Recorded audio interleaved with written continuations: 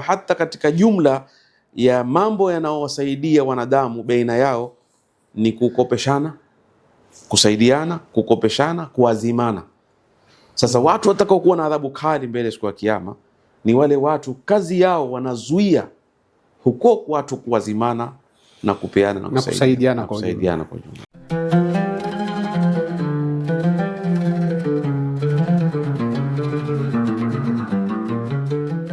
Assalamu alaikum warahmatullahi wabarakatuh.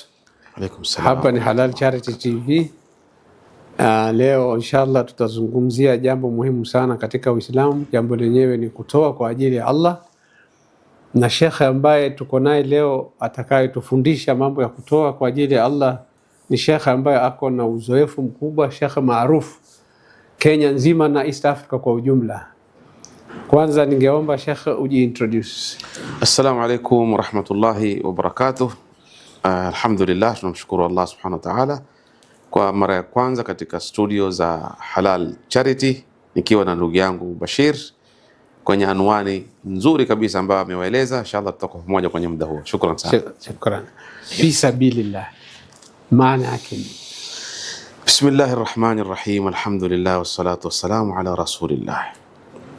Tayeb, kutoa katika njia ya Mwenyezi Mungu, na Kiarabu wanaita himada kwa ujumla ata au al-infaq fi sabilillah, na ni kubadhil almal, kuitoa ile mali kuwapa wastahiki kwa lengo la kutaka Mungu awe radhi na wewe, ndio maana ya infaq fi sabilillah.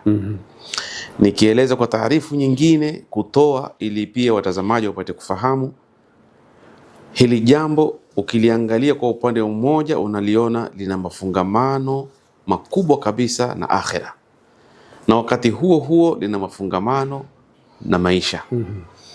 Hii inamaanisha kuwa Uislamu ni dini ambayo inawapa wanadamu maslahi ya kidunia kwanza kabla ya akhera. Mwenye kutazama Uislamu kwa haraka haraka, ukimuuliza ibada ambazo zitakuja kwa akili, atakwambia ni kuswali na kufunga na haji, na zote ni arkan, na kutoa zaka.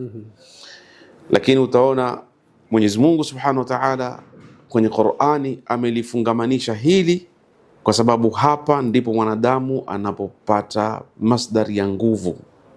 Yani mwanadamu ili yaishi lazima apate mahali pa kuishi, apate mahali pa kulala, apate mahali pa kula, apate mahali. Allah Subhanahu wa Ta'ala akatuwekea hili jambo la badhal na kutoa, tuwe kama jamii moja sote, ili kila mmoja amsaidie mwenzake. Qur'ani imeteremka sura 114. Lakini Makka, yani watu wa Makka, Mwenyezi Mungu asema araaita alladhi yukadhibu biddin, ushamuona yule anayekanusha dini. Tulidhani labda hapa Mwenyezi Mungu ataeleza ni mtu anayepinga swala, anayepinga uwepo wa Mungu, lakini anasema fadhalika alladhi yad'u al-yatim. Hapa ni Makka, hapo yani bado hata kuna mambo hayafaradhiwa, watu hawajafaradhiwa kufunga, watu hawajaambiwa khas kuna zaka itolewe, watu hawajaambiwa kuna haji, wala watu hawajaambiwa wafungeni Ramadhani. Mwanzo Mwenyezi Mungu anafungamanisha baina ya kuamini kwenu na kuangalia mayatima. Na mkitaka mtu anayekanusha siku hiyo ya malipo, basi mwangalieni ni mtu anayewasukuma mayatima na kuachilia mayatima. Kisha wala yahuddu ala taamil miskin, wala tena hana habari kamwe na maskini walishwe. Sio ati hasaidii, hafikiri. Unajua kuna watu huwa wana mali wasaidia, kuna watu hawana mali lakini wana ile kuketi kufikiria hawa maskini nao watakula vipi, hawa maskini watavaa vipi, tufanyeni hivi, tufanyeni, wakati yeye hana chochote.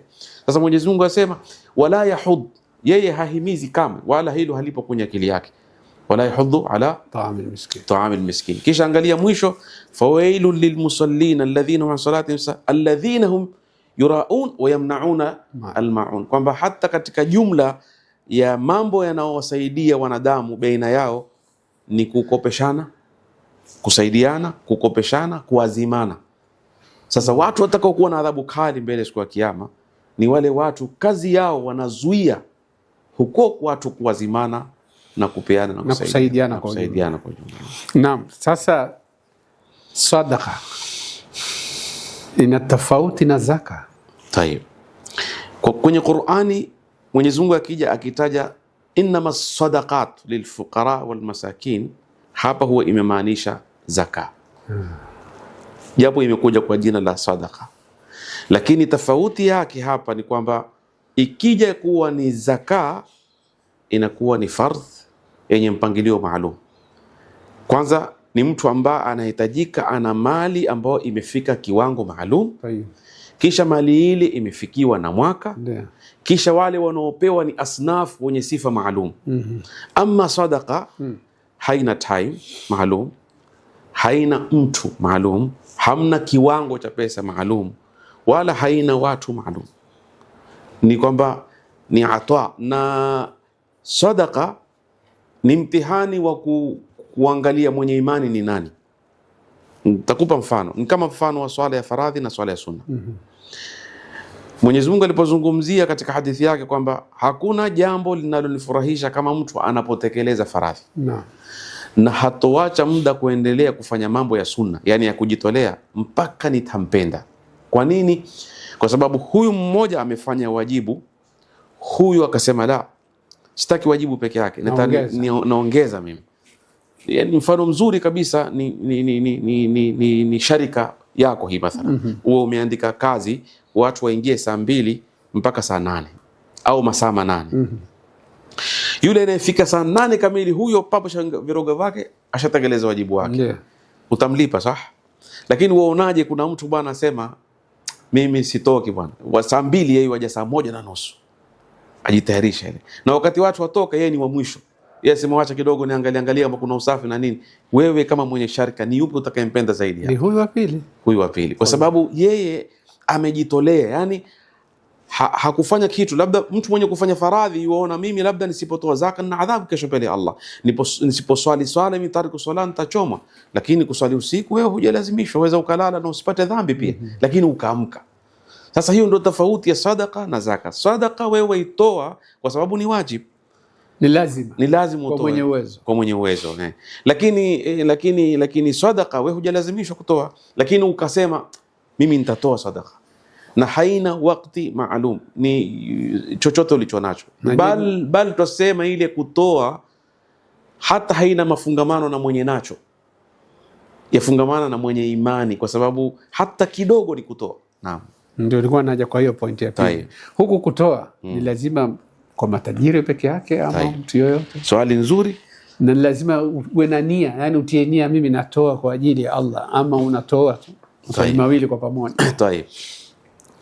Tukianza tutaanza na kwanza asli ya nia, tuanze hapo kwanza. Kwamba amali yoyote ni kuwa innamal a'malu binniyat. Kwa kiasi unavotoa wewe, pengine yupo ambaye ni kafiri, haamini hii dini, yotoa zaidi yako. Utasikia kuna msanii fulani ana jumba la mayatima, ana tofauti yako wewe na yeye ni nini kwenye tukifanya mahesabu ya kule kutoa. Tofauti ni kwamba wewe watoa na imani, yeye hana mategemeo. Wewe watoa lengo, hadafu kubwa ya kutoa, wataka Mungu afurahi. Yeye watoa ndio, lakini pengine ataka asifiwe na watu, kwa sababu yeye mbele ya Allah hamna hisabu. Waqadimna ila ma amilu min amalin faj'alnahu haba'an manthura. Kwa nini haba'an manthura? Kwa sababu hawakuwa na imani. Pale walipotoa hawakutoa kwa malengo kwamba wao mkusudia Allah subhanahu wa ta'ala. Kwa hivyo hii nukta ni muhimu kwanza kwa wale wote wanaotaka kuifanya ibada hii, wasisahau annahu al-infaq fi sabilillah. Je, kikitolewa bila sabilillah madhara yake nini? Madhara yake ni kwamba itawadhuru wao wenyewe, kwa sababu siku ya kiyama Allah subhanahu wa ta'ala ametaja watu watatu watakaoletwa mwanzo kabisa. Katika hao watu watatu, mmoja wapo ni mtu alikuwa haachi njia za kheri ila yeye yuwatoa. Mungu amuuliza, hebu niambie kuhusu mali yako, atajibu hivyo hivyo, ya Rabbi, sijawacha njia yoyote ya kheri ila nimetoa. Mungu atamwambia kadhabta, umesema urongo. Kwani kuambiwa amesema urongo hivi hakutoa kweli? Alitoa, lakini mbona Mungu amwambia umesema urongo? Kwa sababu wewe ulitoa, lengo lako ilikuwa ni watu waseme fulani ni karimu, ukutoa kwa ajili yangu. Naam. Kwa hivyo kwa ajili hiyo huna utakachokipata mbele ya Allah, hupate kitu. Kwa hivyo watu lazima katika amali hii hasatan ya kutoa wajenge nia kwamba wao wanataka kuitoa kwa ajili ya Allah subhanahu wa ta'ala. Sawa kutoa kule iwe ni dhahiri au iwe ni siri, ajue tu kwamba mimi namkusudia Allah. Hapa kuna nukta sitaki kuisahau. Naam. Nataka nizungumze kabisa kabla sijakwenda kuzungumzia wanaotoa, je, lazima wawe na mali? Twende kwenye hii ikhlas kidogo, na hisi kuna maneno muhimu tu tuyazungumze. Naam. Mara nyingi tumepata maswali katika hizi charity, hizi mambo ya khair mnaofanya nyinyi na hata organizations zingine, wanasema mbona nyinyi mnapiga mavideo, hakuna ikhlas hapo? Kwa nini? Kama ni kutoa ili kumpelekea watu tu kwa siri, mbona mnapiga mavideo? Na nataka tu kubainisha kuwa kwanza yote mawili yametajwa kwenye Qur'an, wala hayana mafungamano na nia za watu, kwa sababu anayejua nia ni Allah pekee yake. Wala Mungu haangalii shakli ya ile tasarufu zenu kwamba mmetoka na gari mkachukua video, bali inna Allah yanzuru ila qulubikum, na makusudio ya amali zenu. Mwenyezi Mungu Subhanahu wa Ta'ala kwenye Qur'an yasema in tubudu sadaqat fa ni'ma hi, yani ile sadaka zenu mkizidhihirisha ni khairi, ni neema, yani ni sawa. Wa in tukhfuha wa tu'tuha alfuqara fa huwa khairun lakum, na mkizificha pia mkawapa mafukara basi ni khairi pia, kwa siri siri. Kwa hivyo kwa dhahiri imetajwa na kwa siri imetajwa, lakini wanazuoni wetu kwa ufahamu Mungu aliowapa na kufikiria kwao katika kuangalia siaki ya zile aya na kudondoa pale faida, wamesema aya yenyewe pale imedhihirisha ni kipi kinachofaa kufanywa kwa dhahiri na ni kipi kinachofaa kufanywa kwa siri. Kuna baadhi ya badhil, kutoa ikiwa kwa dhahiri inakuwa ni bora. Kivipi? Mimi nimewapeni amana Bashir, ninyi mmetangaza mko na charity, nimewaleteeni milioni 1, nataka mufanye sadaka. Hii pesa si yenu, na ulimwengu wa leo ni ulimwengu wa shukuku. Naam. Sasa mimi nina njia gani ya kukuthibitishia wewe kwa mimi nimefanya? So pale watu wanapoonyesha, tutasema kwa njia hiyo ni bora zaidi, kwa sababu mwajenga uaminifu wenu na mnamfanya aliyetoa awe na hamu zaidi kutoa, na bali na wengine watakaoona pia, kwa sababu ibada kama hizi hatutaki tubakie sisi, tutaka kila mtu naye atoe, kwa sababu ni ibada, kila mtu hatakiwa atoe. Sasa kwa ile njia ya video, yaweza tajiri mwingine ambaye yeye ni bakhili labda hatoi, lakini akiona angalia watu anayakatoa. Sasa ibada kama hizo kutoa kwa dhahiri ni bora zaidi kuliko kwa siri. Na ya siri ni ipi? Watu'tuha alfuqara in tubdu sadaqat fa ni'ma hi wa in tukhfuha wa tu'tuha alfuqara. Ile ya kwenda kuwapa fukara, kwa mfano chakula, mtu binafsi, yani unakwenda kwenye nyumba ya mtu na ni yako, si amana yako mwenyewe. Mimi Bashir nimeamua kutoa sadaka leo, basi ule fakiri ukaenda ukimpa peke yake ni bora zaidi kuliko kumpa dhahiri. Na kumpa dhahiri hata yeye hatofurahi madamu ni yako mwenyewe, lakini ikiwa ni masala ya amana, na tena ulimwengu wa leo wale wanaotoa hasa wanakuambia bwana tutumie video bwana. Shafahamu? Kwa hivyo nataka kueleza kwamba hii ikhlas haijafungamana na shikili ya ile amal wala ria. Ria na ikhlas ni moyo wa mtu. La kusikitisha, kuna baadhi ya wanadamu wanataka paka ile ikhlas waidhihirishe. Usipate tabu kutaka kudhihirisha ikhlas. Kwa mfano waswali wewe, wataka kuwa mukhlis. Wewe ni mukhlis, wewe na Mungu wako. Lakini usifanye ishara za kutaka ndio uone sasa ni ikhlas. Kwa mfano mtu aswali kisha fanya hivi ndani ya swala, huna haja ya kufanya hivyo. Unafahamu? Usijitie kwenye tabu ukataka ndio uidhihirishe ikhlas. Atakayeona ni Mungu na ria atakayeona. Ama unataka kutoa bwana Bashir, badala uchukue ile pesa vizuri mpya nzuri zitafanya nini, wewe kuunja mpaka uifanya kama kiboro cha wali sio, kisha unaona kama ukifanya ile haraka ndio itakuwa ni ikhlas. Hakuna ikhlas itoe mpe hivi tu yuaona pesa nzuri na nini. Ushafahamu? Nukta kama ama utaka kuzungumza, kwa mfano mimi nazungumza naye sasa mazungumzo yangu hii, lakini nataka kuidhihirisha ile ikhlas, basi nianze kusema ile wajua nini. Ikhlas na ria bwana haipo katika ashkal na tasarrufat za mwanadamu. Innamal a'malu binniyati wan niyya mahalluha alqalb, na Mungu ndiye anayeona kama wewe ni mukhlis au ni murai. Tayeb. Na hiyo point ya pili, kutoa enyewe hata Qur'ani inathibitisha kwamba ni sifa ya wacha Mungu wala si sifa ya wenye pesa. Mwenyezi Mungu kwenye Qur'ani, kwenye surat Ali Imran anasema wasari'u ila maghfiratin min rabbikum wa janna, kimbilieni, fanyeni haraka kukimbilia msamaha wa Mwenyezi Mungu na pepo, ardhuha as-samawati wal ardh, yani upana wake ni mbingu na ardhi. Uiddat lilmuttaqin, Mwenyezi Mungu asema imeandaliwa hiyo pepo kwa ajili ya wacha Mungu.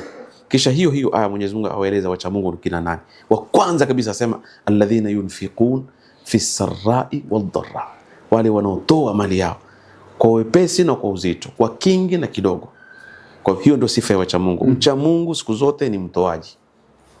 Na Mwenyezi Mungu Subhanahu wa Ta'ala akikujalia katika maisha una jambo hili la kuwafikiria wanadamu na ukawa ni mtu mwenye kutoa, basi wewe ni katika wale waliofaulu. Mwenyezi Mungu asema waman yuqa shuhha nafsihi, yule atakayeokolewa Mwenyezi Mungu akamtoa katika ule ubakhili wa nafsi yake, faulaika humul muflihun, hao ndio watakaofaulu, waliofaulu. Kwa hiyo Qur'ani imethibitisha kuwa kutoa ni kwa mwenye imani. Yani wewe ukiwa na imani utatoa, kama huna imani hutoi.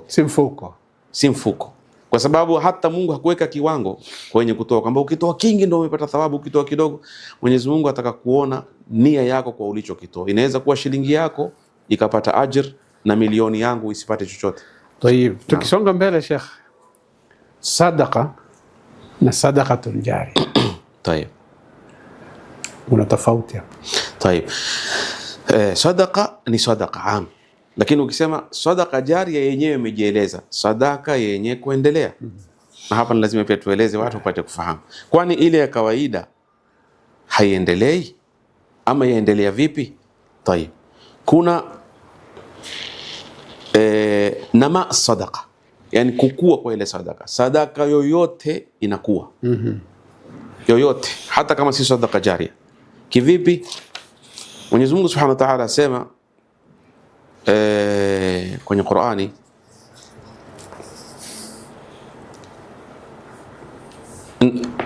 yamhaqu Allahu riba, yamhaq Allah wa yurbi sadaqat. Mwenyezi Mungu anailea ile sadaka, anaikuuza. Wewe kile unachokitoa huendi ukakipata vile vile kesho mbele ya Allah, kwa hiyo kinakuwa. Kwa hiyo kuendelea kwa sadaka ile ya kawaida ni kukua kwake, na kukua kwa sadaka kwake ni ajr, kwamba leo utatoa 100 lakini Mungu atakuwekea ile 100 yako, ma indakum yanfad ma inda Allah baq, kilicho kwa Mungu kinabaki, na sikubaki peke yake, bali yurbi Allah, yurbi sadaqat, anakilea anakiweka anakiongezea manake. Na hapa naona miujiza ya Allah Subhanahu wa Ta'ala ni kwamba kwetu sisi ikija kwenye nyongeza inakuwa riba. Yani wewe kwa mfano umenikopa mimi, ukanambia ukinirudishia nirudishie ziada, inakuwa riba na inakuwa ni haramu. Kwa nini?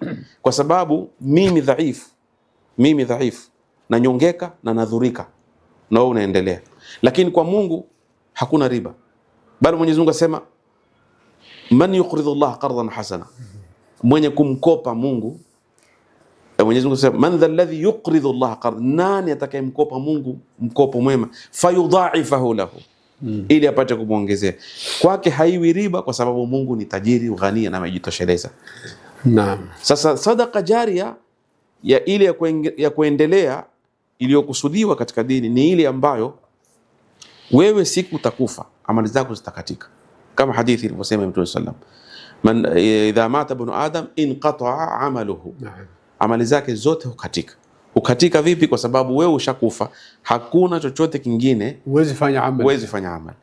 Lakini kama kuna sadaka uliitoa na sadaka ile manufaa yake bado watu waendelea kufaidika nayo, basi ile ndio inaitwa sadaka jariya, maana kuwa bado utakuwa wewe unakula zile thawabu, kando na ile sadaka ambayo bado inakuzwa na Allah, ambayo utalipwa kesho mbele ya Allah Subhanahu wa Ta'ala. Lakini na ile uliofanya ambayo inaendelea, ndio akasema mfano ni madaris, misikiti, kisima, ai sadaka ambayo itakuwa manufaa yake yaendelea, watu kufaidika, hata wewe uko ndani ya kaburi yako, bas Allah Subhanahu wa Ta'ala ataendelea kukulipa ila qiyam saa.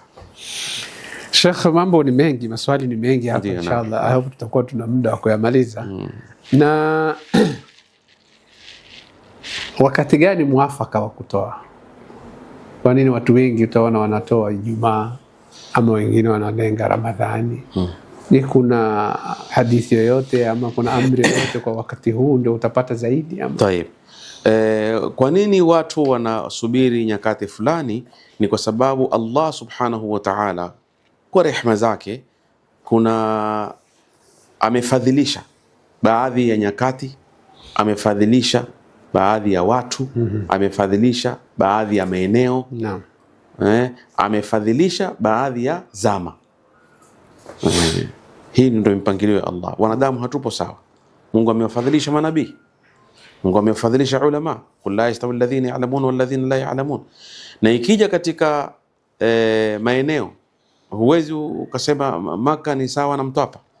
Mungu Subhanahu wa ta'ala asema watini wazaituni wa turi sinin wa hadha albalad alamin. Ukienda ukiswali Masjid al-Haram wapata 100 kila raka. Ukiswali hapa walipo ile kawaida. Madina, Masjid al-Aqsa. Alafu vile vile Allah Subhanahu wa ta'ala amefadhilisha pia mawasim. Fi azman, kuna zama Mwenyezi Mungu asema hizi zama ni bora. Kwa mfano Ramadhan, mathalan ashhurul hurum. Mwenyezi Mungu Subhanahu wa ta'ala kwenye Qur'an anasema inna iddatash shuhuri 'inda Allah 12, kisha akasema mwisho minha 4 hurum. Rajab ambao tuko ndani, ambao Rajab tuko ndani, na moja wapo Dhulqa'da, Dhulhijja, Muharram na Rajab. Sasa hii miezi mitakatifu, okay, faida yake ni nini? Faida yake ni kwamba amal yoyote unaoifanya katika miezi mitakatifu malipo yake yanakuwa makubwa, kama vile dhambi yake pia inakuwa kubwa. Ni huku na huku, huku na huku. Sasa wale wanaofanya biashara na Allah Subhanahu wa ta'ala wanataka ule wakati ili wapate double, kama vile wafanyabiashara wa dunia wanaotafuta maisha ambao si jambo baya, wanaangalia zile mawasi. Kwa mfano Disemba, mtu anatengeza biashara yake vizuri, anajua huu ni wakati wenye mabasi, wenye mandege, angalia mpaka mavuno. Naam, kwa sababu wanaona hii ni time ya kupata zaidi. Sasa hivi ukikata ticket utakwenda zako umra, unaweza kupata labda kwa 700, lakini nenda wakati wa Ramadhani, ndege zimepandisha bei kwa sababu Ramadhani kuna demand, watu wanakwenda sana umra, hoteli pia zinapanda bei. So wanaangalia sasa, na watu wa kheri wanaotaka kufanya biashara na Allah, kwa nini mimi nitoe zaka mwezi wa kawaida wakati nikitoa Ramadhan nitapata malipo zaidi? Kwa hivyo mtu azuie ustadi mpaka wakati huo, kila mmoja anavyopanga. Lakini mimi nitasema la msingi ni atoe wakati mtu yahitaji. Kile kinachotolewa wakati wa haja ni bora zaidi kuliko uone watu wahitaji wewe usubiri kusema nitasubiri Ramadhani. Hiyo point tutarejelea tena. Kuna jambo lingine hapa, makosa gani watu hufanya wakati wa kutoa ustadi, na advice gani unawapatia? Yani mpaka ile faida ambayo wanatarajia kutoka kwa Allah wanaweza wakaikosa. Mimi nitaigawa hiyo kwa vifungu vingi.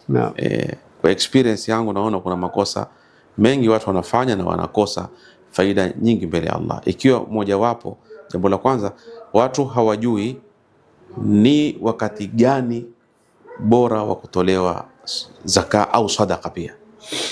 Kama moja ni hiyo tumezungumza sasa hivi. Mimi nina mali. Naam. Iko nao kwenye akaunti yangu. Lakini nia yangu nataka kutoa Ramadhani sababu nitapata ajira. Lakini wewe umepata maskini. Sasa hivi wana haja. Maskini kwa kutofahamu zile aya za Mwenyezi Mungu. Unajua Qur'ani zinaingiliana. Qur'ani yote ni maneno ya Allah Subhanahu wa Ta'ala. Lakini mpaka uwe ni hodari. Wewe ukishikilia moja tu kwamba Ramadhani ina ajira, nitapata thawabu, umesahau kwa Mwenyezi Mungu Subhanahu wa Ta'ala sema falaqtahmal asmaje ile falaqtahmal aqaba wama adraka mal aqaba fakku rakaba au it'amun fi yawmin dhi masghaba. Ukalisha watu siku watu wahitaji wana njaa. Sasa wewe umeona kuna watu wana njaa, au amekuja mtu akwambia mimi nafukuzwa nyumba, kuna watoto mayatima, pesa unazo, usema mimi nasubiri kutoa Ramadhani. Huyu mtu ameshindwa kufahamu wakati jana nafaa kutoa pesa yake. Ibn Abdullah bin Mubarak kila mwaka yuenda haji. Huu mfano mwingine natoa. Wanajua kuangalia na kupatiliza jambo ambalo akilifanya anajua hapa mimi nishapiga. Mwaka mmoja alivyotoka alipambana na mayatima. Mama amechukua kuku aliyekufa anamtoa manyoya. Mama unafanya nini? Akasema niko na mayatima 4 hawajawahi kula nyama. Hatuangalii masala kama mama yajua kuwa ni najisi ile ni haramu au si haramu. Angalia watoto wapate nyama.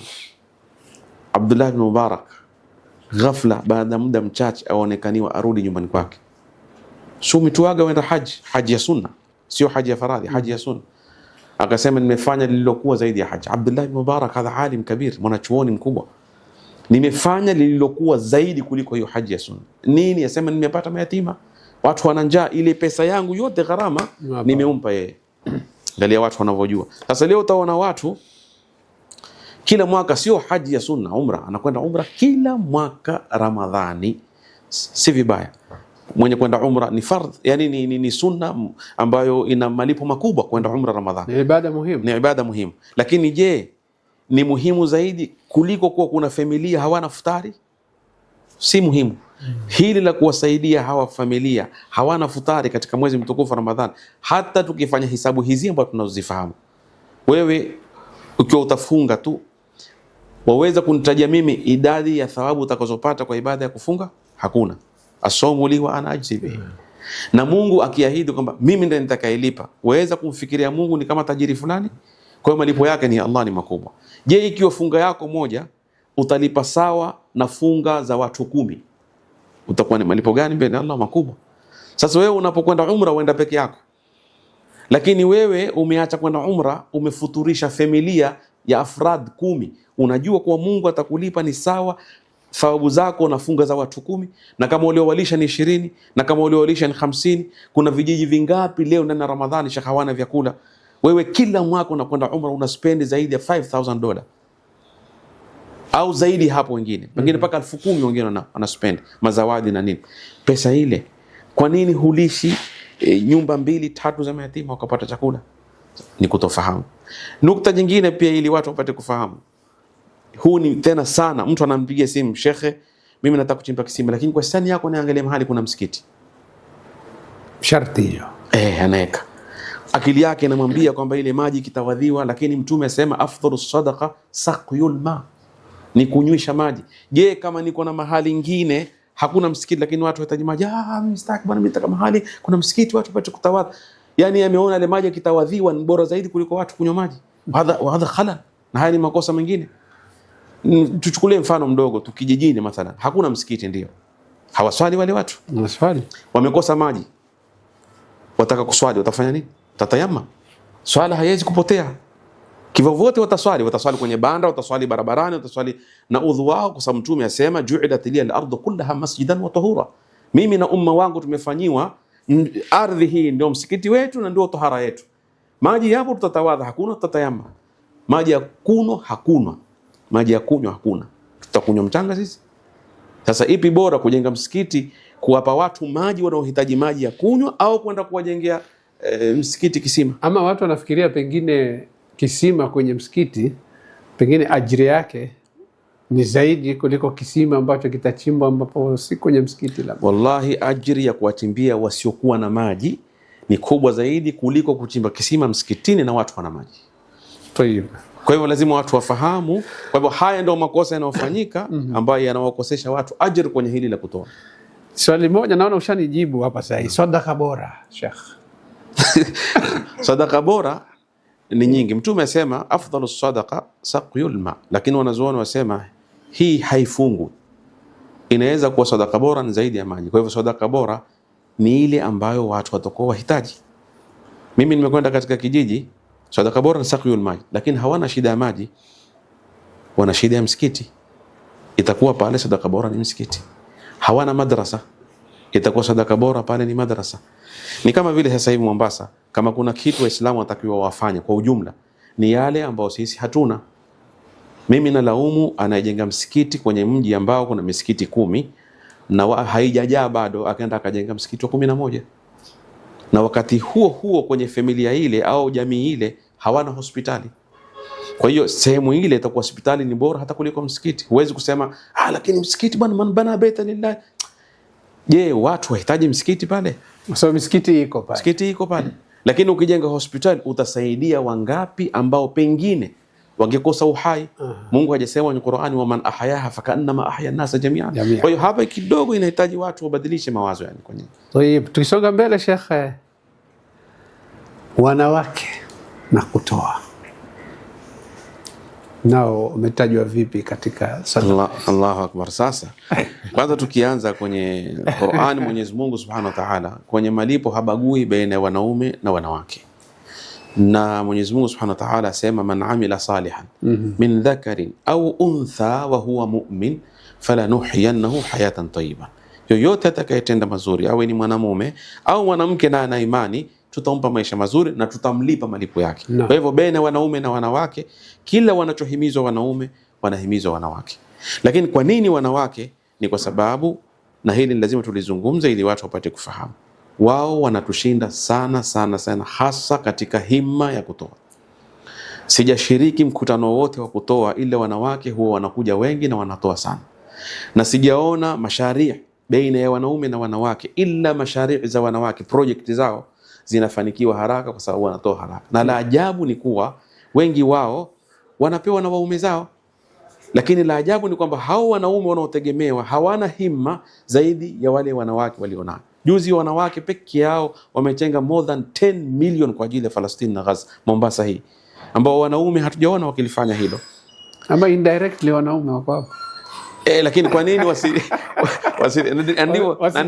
ndivyo wanavyosema wao kwamba bwana tutawapa sisi, lakini imeonekana kuwa wao wana himma kubwa. Lakini tukirudi nyuma katika tarikhi, nani wa kwanza kumwamini Mtume sallallahu alayhi wasallam? Ni Khadija. Ushafahamu? Tukiwa hatugawanyi, mume wa kwanza aliyeamini, mwanamke wa kwanza aliyeamini, mwanamume kwa ujumla wa kwanza kumwamini Mtume ni mwanamke, na wa kwanza aliyotoa mali yake fi sabilillah ni mwanamke. Khadija alitoa 40,000 dirham, amwambia Rasulullah, hii mali yangu mimi nakupa fi sabilillah, itumia katika hii kazi yako. Ndio mada yetu ya leo, fi sabilillah. Naam, tukisonga mbele Sheikh, mbali na pesa, kuna sadaka zingine ambazo mtu anaweza toa mbali na pesa. Pia ni ufahamu wa kimakosa watu wanapodhania kwamba ata na badhal ni pesa. Haya ni makosa mengine, lazima watu warekebishe.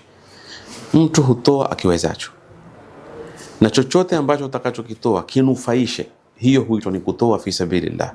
Inaweza kuwa ni mali, inaweza kuwa ni nguo, inaweza kuwa ni chakula, inaweza kuwa ni nguvu, inaweza kuwa ni elimu, inaweza kuwa ni fikra.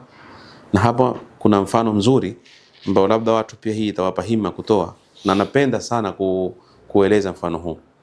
Kwenye Qur'an Mwenyezi Mungu asema liyunfiq dhu sa'atin min sa'atihi, mwenye kila mmoja atoe kulingana na uwezo alionao, ndio maana yake. Na hii imekuja katika masala ya talaq, yani liyunfiq dhu sa'atin min sa'atihi wa man qudira alayhi rizquhu, na yule ambaye amepewa riziki yake ni ya kiasi, rizquhu ni ya kiasi, falyunfiq mimma ataahu Allah, natoe kile Mungu alichompa, natoe kile Mungu alichompa. La yukallifu Allahu nafsan, Mungu hailazimishi nafsa illa ule uwezo wake. Sayaj'alu Allah, na hapa ndipo ninapopataka zaidi, baada usri yusra.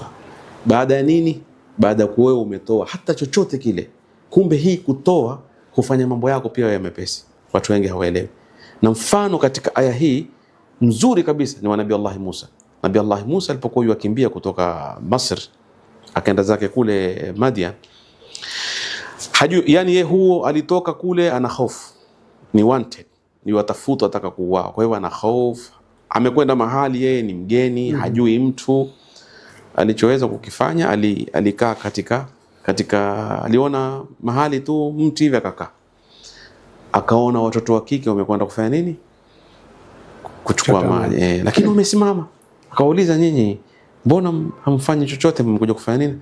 Asema si hatuwezi paka wale wachunga mbuzi waje wanaume, kwa sababu hatuna nguvu. Musa alichokifanya hapa, alifanya badal, alitoa. Sasa alitoa nini Musa hapa? Na hana chochote, nguvu zake. Aliona mimi hapa kusaidia ni nguvu, na tena mtu kutoa kile kinachohitajika ndio sawa. Sasa pesa zitamsaidia nini? Pesa, mtu ambaye ataka chakula kwenye eneo hakuna, yani umempa mtu pesa mahali kuna vita, hakuna duka, hakuna chochote, hata kumpa 1000 mathalan dola atanunua, haimsaidii. Lakini ukimpelekea mkate, ule mkate utamfaa. Sasa kuna mwingine hahitaji nguvu, wale wataka maji. Musa akainua akawatotea maji akawapa maji. Sasa ndo ile waman qudira alayhi rizquhu falyunfiq mimma ataahu Allah sayaj'alu Allah ba'da usrin yusra. Musa baada ya kuwafanyia kitendo kile, Mungu alimfanya nini? Rabbi inni lima anzaltu rabbi in faqir. Mwenyezi Mungu pale pale akamjibu kwamba kulingana na kile alichokifanya, alipata mke, alipata kazi, alipata mahali, alipata zote. Alhamdulillah. Kwa hivyo hapa kutoa bwana sio lazima pesa. Mada hiyo takana muiangalie sana mashekhe, kwa sababu watu wengi fikra zao ikitaja kutoa ni pesa. Na ndio wengine wakasema mimi sina, nitoe nini? Kumbe yeye ana akili ambayo angeitoa hiyo akili yake ingesaidia nao. Tayeb. Na kutoa kidogo kidogo kwa kuendelea ni bora kuliko kutoa mara moja moja lakini kwa wingi. Kwa ujumla Uislamu umetufunza lolote la kuendelea ni bora kuliko lile la katika. Ahabbul a'mali ila Allahi adwamuhu wa in qall. Yani amali inopendwa na Mwenyezi Mungu Subhanahu wa Ta'ala ni ile yenye kudumu hata kama ni chache. Kwa hiyo shilingi 100 kila siku yenye kuendelea ni bora kuliko 100,000 ambayo itakuja kwa msimu. Unafahamu? Hii ni kwa ujumla amali zote. Kwa hivyo ikiwa na kutoa ni amal, nao itaingia hapo hapo kwamba amali siku zote yenye kuendelea ni bora zaidi. Sasa katika sadaqatul jariya Sheikh, kwa mfano watu wanataka kujengewa msikiti. Mtu ambaye hana uwezo wa kujenga msikiti, yeye pengine uwezo wake ni block 10 tu anaweza nunua akachangia pale, ama simiti moja ama nguvu zake aje asema na mimi nitafanya kazi hapa lakini sitaki malipo. Natoa nguvu zangu. Na yule ambaye ametoa msikiti mzima milioni 50 amejenga upande wa ajiri itakuwa kubwa kwa kiasi cha nia ya mtu, si kiwango ulichotoa. Ikiwa yule aliyetoa kila kitu na nia yake pia ilikuwa mzuri, basi malipo yake yatakuwa makubwa zaidi taban, kwa sababu yeye nia ilikuwa nzuri zaidi na pia ametoa kikubwa zaidi. Lakini kila mtu pale atalipwa kulingana na nia yake. Na mimi kuongezea ni kwamba Mtume aliposema kwa mwenye kumjengea mja wake yani nyumba duniani, Allah atamjengea msikitini. Hata yule aliyetoa nguvu zake, ya Rabbi, mimi sina uwezo wa kujenga msikiti lakini nimekuja hapa sitaki kulipwa, nafanya kwa ajili yako, na ya Mungu atamjengea msikiti. Inna Allaha wasi'un alim dhu fadlin wallahu wasi'un. Ni ana fadhila zake ni nyingi na rehema zake ni nyingi na ni mkwasi jalla jalaluhu. Unajua kwa sababu gani ustadhi? Watu wengi fikra yao ni kuwa huku kutoa kuna watu fulani ndio watoe, ndio wanatoa. Sasa hii fikra hii, nyinyi kama mashekhe, nyinyi kama maduati, mfundisha watu ni vipi yani, ili mtu aone mimi na kile kichache changu pia naweza nikatoa. Hii mada hii nataka kidogo tuipanue kumalizia. Mimi wallahi niko na mashruu yangu inaitwa Sasa Nimefahamu. Na mashruu hii mimi mara nyingi huwa napenda kuzungumza na kusahihisha zile fikra au yale mambo ambayo yanafahamika kimakosa. Naam. Hili si jambo dogo, ni jambo kubwa sana, kwa sababu watu katika maisha vile walivyo ni kutokana na yale mawaidha wanaopewa na zile khutba ambazo zakaririwa kila siku, lakini kwa namna ile ile. Sasa ukisema hivyo, huwa ni wajibu wetu sisi kama maduati tupanue mawazo na tujaribu kuelewa. Mimi nasema kwa kiasi utakavyoelewa sawa, natija itakuwa ni ya sawa. Ukielewa makosa, natija itakuwa ni ya kimakosa. Kama umeweka plug pale, tunahitaji kuwasha feni. Usipoeka on pale, sisi feni haiwezi kuwaka hapa. Utataka uulize kwa nini bwana stima zipo lakini kumbe wewe hujawasha. Kwa sababu gani? Yani ufahamu hukuwa nao kwamba hapa ni lazima kuwashwa hivi. Kwa hivyo natija haiwezi kupatikana. Na lolote ambalo litafahamika makosa, natija yake itakuwa ni ya kimakosa. Mwenye kuelewa mauti kimakosa, basi hawezi kuelewa uhai uhalisia wake nini. Na mwenye kuelewa maisha kimakosa hawezi kuelewa uhalisia wa mauti ni nini. Ufahamu wa kisawa ndio huleta natija ya kisawa sawa. Kwenye hili la kutoa, ni kila mtu akae afikirie. Mathalan wewe unataka kujenga msikiti, una pesa ndio, lakini ule msikiti haujengwi na pesa. Pesa hazigeuki zikawa mikono zikaenda zikachukua mchanga zikafanya. Ni watu. Umeshaelewa? Sasa wewe una pesa za kuwakodisha watu, una pesa za kununua mchanga. Huyu ambaye yeye hana pesa aweza kuwa mtu akakwambia wewe, ilikuwa vibarua ni 5, vibarua 5 ukimpa kila mtu shilingi 300 ni pesa kadhaa, usiwape pesa kadhaa. Katika wale 5 mimi mmoja nitakuwa najitolea mifisabilillah. Sasa wakitokea 5 wajenzi waseme sisi, hao tayari wamejenga msikiti na wameelewa maana ya kutoa, kwamba kumbe kutoa ili huu msikiti upatikaniwe hapa sio lazima niwe na pesa mfukoni. Na kuna mwingine ana duka la hardware, yeye auza hardware, hauzi msikiti, lakini msikiti wahitaji vyuma. Mimi sina nguvu za kuja, lakini hardware yangu kuna vyuma, ile pesa utanipa mimi usinipe, chukua vyuma peleka. Itakuwa mwenye hardware naye amechangia, amepata pia. Na mwenye kuwa na duka la electronic mathalan aseme mimi bana wiring tatoa mimi nitatoa vitu, tafuteni fundi. Wallahi tuweza kufanya mambo yetu kila siku low, watu watakuwa na ufahamu huo kuwa mwenye kutoa si kina fulani, bali ni mwenye nacho, mwenye mali, mwenye akili, mwenye fikra, mwenye nguvu. Watu wakiwa na mawazo hayo tutafika mbali. Sasa bado niko kwenye hiyo point Sheikh. Tuangalie kwenye misikiti yetu, hasa misikiti ambayo haina masponsor, misikiti ya mitaani ambao wewe toa kitu kidogo, utoa kitu kidogo. Utaona mara nyingi wako na matatizo mengi. Taa imekatwa, mfereji umekatika, maji hakuna, zulia limeoza, choo kimejaa. Mentality yetu sisi sote ni kuwa kuna watu fulani ndio watakuja kufanya hivi. Sasa nyinyi kama mashekhe mwafundisha nini hawa watu ambao wako pale, ili jameni nyinyi pia mwafaa kutoa kusaidia haya mambo, kwa sababu wewe pia ukitoa kile kichache chako pia Allah na atakulipa. Kwa nini tukae tukunje mikono tungoje watu fulani wafanye? Sasa nyinyi kama mashekhe mumetupanga vipi? 15 miaka 15 ya nyuma iliyopita ama 20, nazungumzia hayo kwenye baadhi ya hutuba zangu kwenye mimbar. Mpaka nilitoa mfano, mtu ataingia msikitini, taa hakuna. Sio tu kujaribu labda alete mabadiliko ipatikane taa, ataanza kupiga kelele, atatukana kamati, atatukana matajiri. Wakati kilichotakiwa pale ni taa, aangalie mfukoni mwake, kama hana pesa za kuweza kuweka token, basi anunue mshumaa. Kwa sababu sangine ile taa ya kukufanya wewe na wale waliokuja kuswali pale labda 100 au 200, ukiweka token watu watapata mwangaza pale.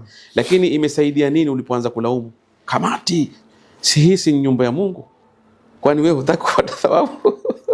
Sasa badala ya kutafuta suluhisho, labda alipe token ya shilingi 100, taa zipatikaniwe, suluhisho lipatikaniwe, yeye atabaki wataswali kwenye giza na atakulaumu kamati na kulaumu matajiri kwamba vipi nyumba ya Mwenyezi Mungu yakaagiza. Nyumba ya Mwenyezi Mungu, waja wa Mungu, wewe si mja wa Mungu? Mbona usiwe ni wewe mwenye kuweka hiyo taa?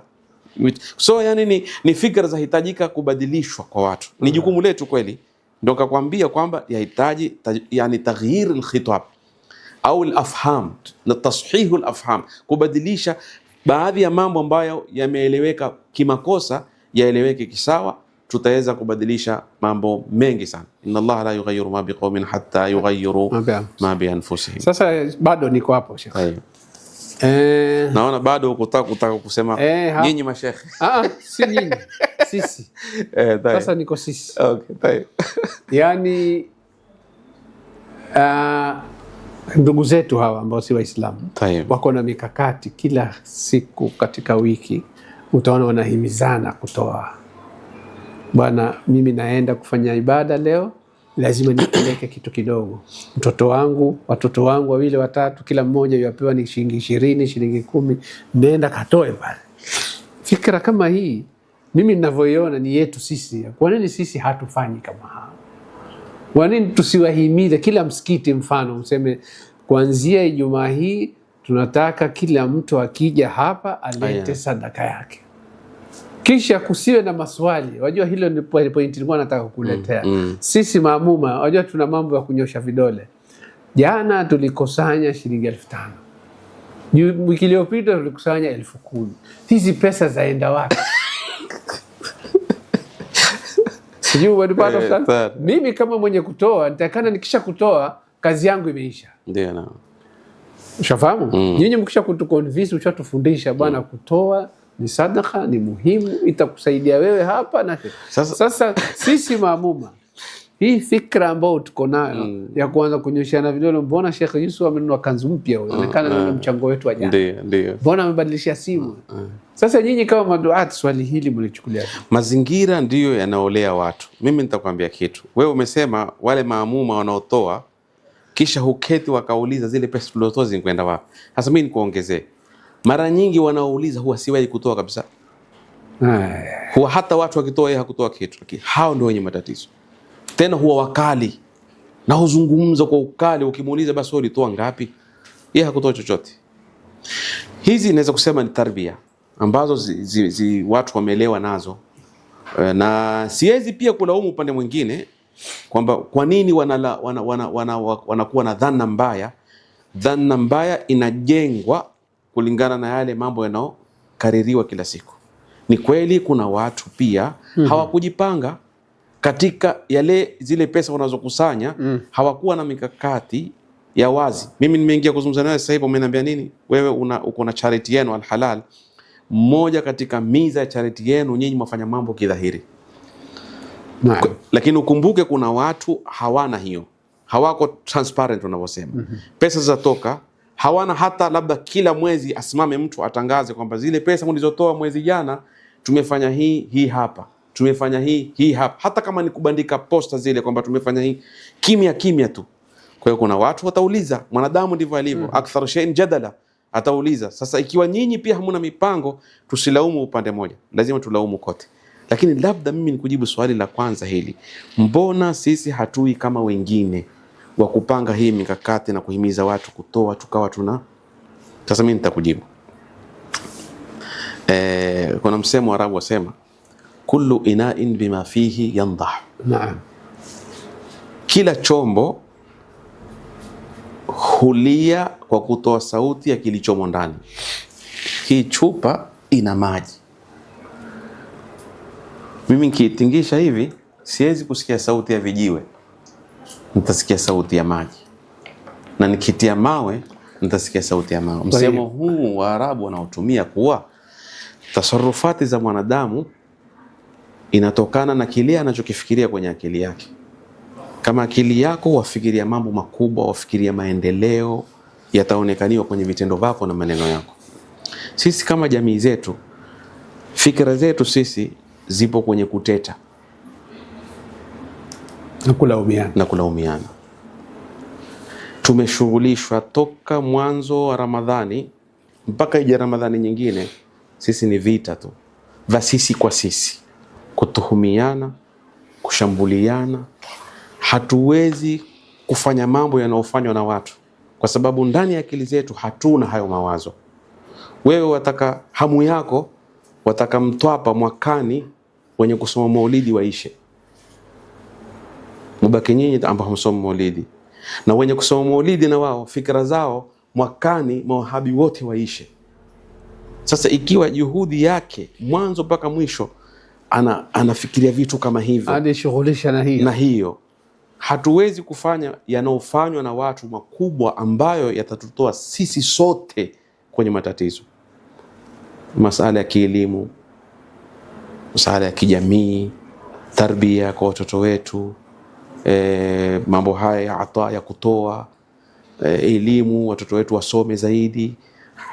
Haya yote hayaji ila watu wakae wafikirie, na watu kufikiria ili wafanye yategemea wafikiria nini. Kama mimi nafikiria siku zote mimi ni vipi nitammaliza Bashiri, siwezi kuwa na kitu kingine mimi kwenye akili yangu. Sasa wataraji mimi nitafanya nini?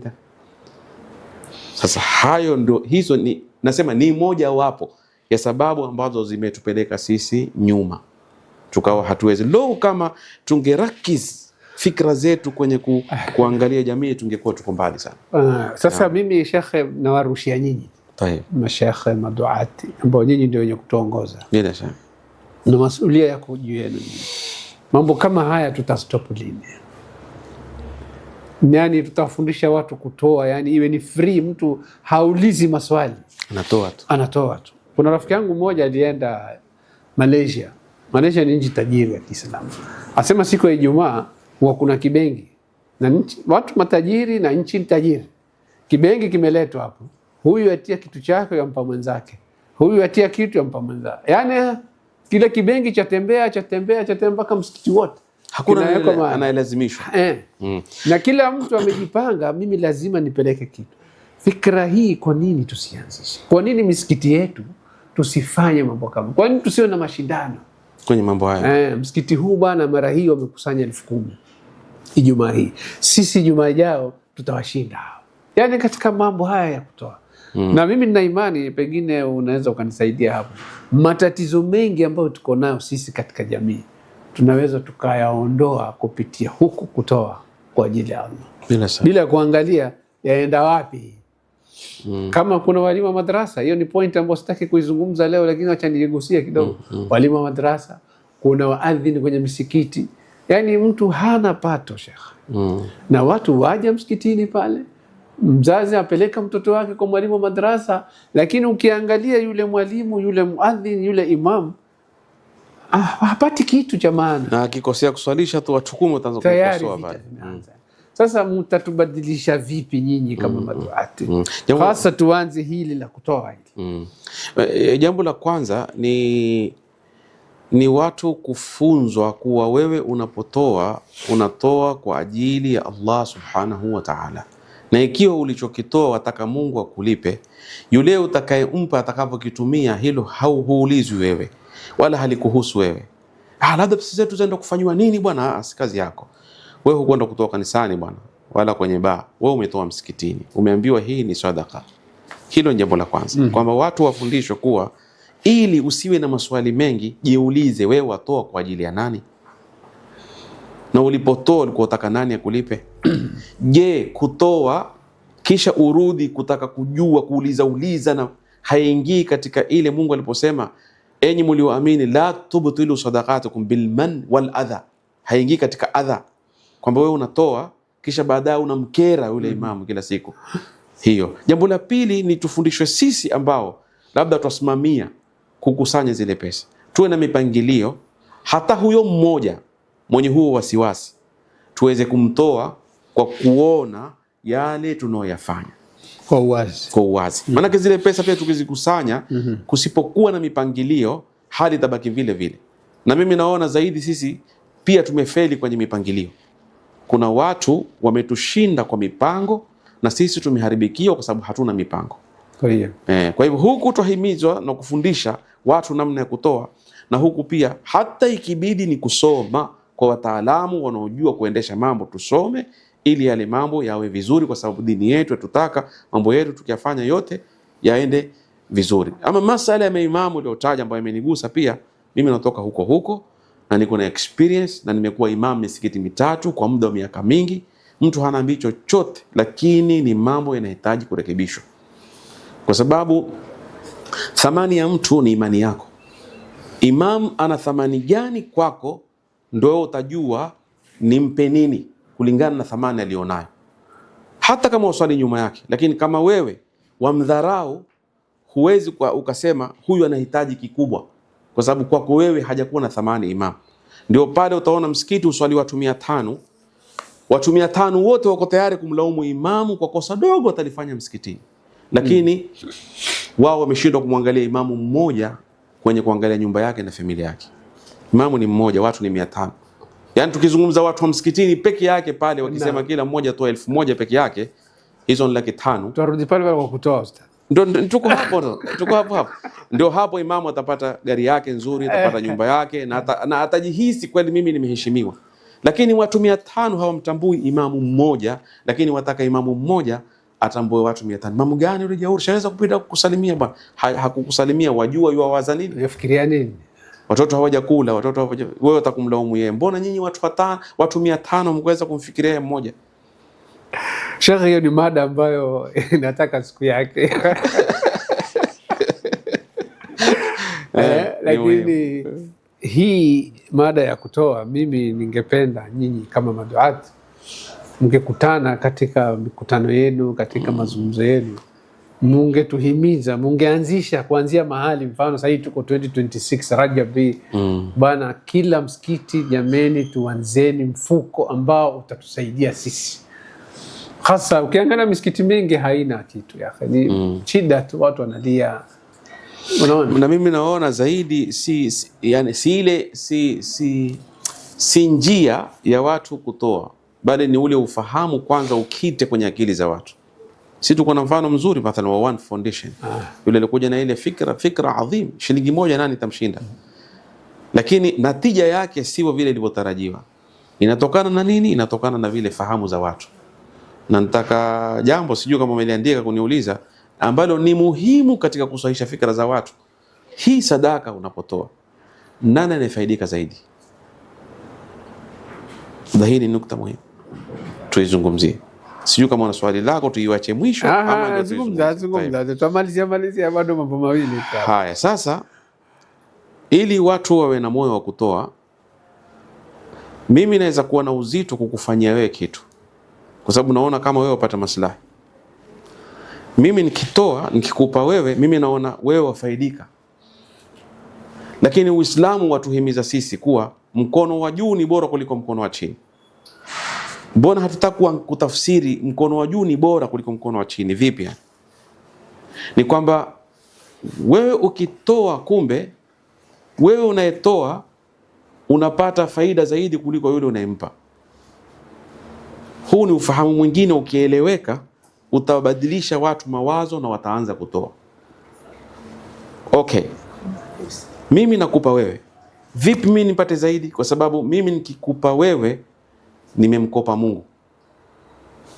Kwani wewe unapoweka pesa yako bank au kwenye shirika au kwenye biashara, huwa watarajia nini? Watarajia faida, ile pesa irudi. Na huna shaka, licha ya kwa ile biashara wewe huko 100%, lakini ni wataalamu fulani wamekwambia kulingana na vipimo biashara hii riski yake ni ndogo, yani haina riski. Ni kwamba wewe asilimia kubwa hapo utafaulu. Huogopi, utatoa milioni 5, 10 nini upate. Lakini je, wewe huamini aya Mwenyezi Mungu aliposema ma indakum yanfad wa ma inda Allahi baq? Yale mliomiliki nyinyi itapotea, lakini itabaki. Ili wewe ukitaka kuingia kwenye biashara ujifikirie wewe kwanza kabla kumfikiria unayempa. Mwenyezi Mungu Subhanahu wa Ta'ala asema wama tuqaddimu li anfusikum, sio ma tuqaddimu lilfuqara'i wal masakin, la wama tuqaddimu li anfusikum subhanallah min khairin tajiduhu inda Allah huwa khairan wa a'zam ajra. Kumbe yani pale wewe ukitoa wajipa mwenyewe. Sasa hizi fahamu hakuna, hisabu lazima zibadilike bwana. Milioni 2 ukitoa moja tabaki ngapi? Tabaki moja. Milioni 3 ukitoa moja tabaki ngapi? Tabaki moja. Milioni 4 ukitoa moja tabaki ngapi? Moja. Iwe ni hivyo mpaka hisabu iwe hivyo. Milioni 5 ukitoa moja itabaki moja. Milioni 4 ukitoa moja itabaki moja. Milioni 3 ukitoa moja itabaki moja. Hisabu hii ikifanyika watu watatoa wakielewa. Kwa sababu mimi nikitoa milioni 5 nikitoa kihisabu za leo utaniambia nikitoa moja zitabaki 4, hazijabaki 4. Kama kwa hisabu ya Mwenyezi Mungu ile moja ndio iliyobaki. Kwa sababu ndio ulioitoa. Ndio itakaobaki. Ndio hakika. Ndio italelewa na ndio itakuwa kubwa zaidi, kwa sababu Mungu asema wama tuqaddimu li anfusikum min khairin tajiduhu inda Allah huwa khairan wa a'zam ajra. Mtume alimpana na Aisha mbuzi amchinje, kisha kumwambia mtoe sadaka. Akamchinja, akamtoa sadaka. Alivorudi akamuuliza umbakisha nini? Akamwambia nabakisha mguu ya Rasulullah. Akamwambia umembakisha mbuzi mzima, mguu ndio uliokwenda. Umefahamu? Mtume amfundisha Aisha hisabu za biashara na Mungu, kwamba mbuzi mzima ndiye aliyebaki, si umetoa sadaka, huu mguu ndio uliopotea. Tutakula, tutakwenda chooni, utaishi. Tutanguliza ndio kitakusaidia. Sasa watu lazima wafahamu hivyo. Naam. Sasa shekhe, hapo mko na kazi kubwa nyinyi maduati kutufundisha, kwa sababu mimi nina imani watu wakijua hii faida ya kutoa, matatizo yote haya yatakwisha kabisa. Huku tukiendelea kumaliza ustadhi, yani watoto, yani wazazi wanatakikana wafundishe watoto vipi ama nini kuhusu kutoa? Jazakallah khair. Sisi tuna majukumu ya kuwafundisha watoto wetu kimaneno na vitendo. Lakini hasa kwa akili ya mtoto vitendo vinabaki kwenye memori yake zaidi kuliko maneno. Mtoto akiona umekaa na mtoto amekuja maskini, ukatoa pesa ukampa, nenda kaumpe. Hiyo ni njia moja ya kumfundisha mtoto kwamba kuna kitu kinaitwa sadaka, kutoa. Kwa hivyo licha ya kuwa ni maneno na kwa vitendo, kwenye michango tuamshirikisha, unakwenda na mtoto wako kwenye mahali kama zile, unamfahamisha kimaneno na anamuona baba yake na ametajwa pale kwamba ametoa kitu fulani, yeye anafurahi, anasema babangu ametoa. Anajengeka yule mtoto katika bia na mazingira na yeye ya kusaidia. Bila shaka hatoingia kwenye kundi la mabakhili kwa sababu tumewafundisha. Lakini njia moja ya kufundisha mtu kwenye amali yoyote ni vitendo, bila maneno. Ukamwambia mtoto swali na huendi kuswali, haina athari. Kumalizia Sheikh, message gani unawapatia Waislamu? Kumalizia mimi nataka kuwaambia Waislamu kutoa ni mojawapo wa kuleana sisi Waislamu kama jamii moja, na ni wazi kuwa Mwenyezi Mungu atuonyesha kwamba hii dunia na dini ni kitu kimoja, kwamba dini ni mfumo wa Mungu umeletwa tuutekeleze katika hii dunia, na dunia ndio platform, mahali panapotekelezwa ule mfumo wa Allah subhanahu wa ta'ala. Wengi watakimbilia kuona kwamba kila ukiwa maskini wewe ni bora mbele ya Mungu kuliko kuwa tajiri, na huu ni ufahamu vile vile wa kimakosa. Mbele ya Mungu aliyembora ni yule aliyekuwa mwema, awe maskini au awe tajiri. Lakini je, kumiliki na kutomiliki bora ni kupi? Tajiri mwenye kushukuru ni bora mbele ya Mungu kuliko maskini mwenye kusubiri.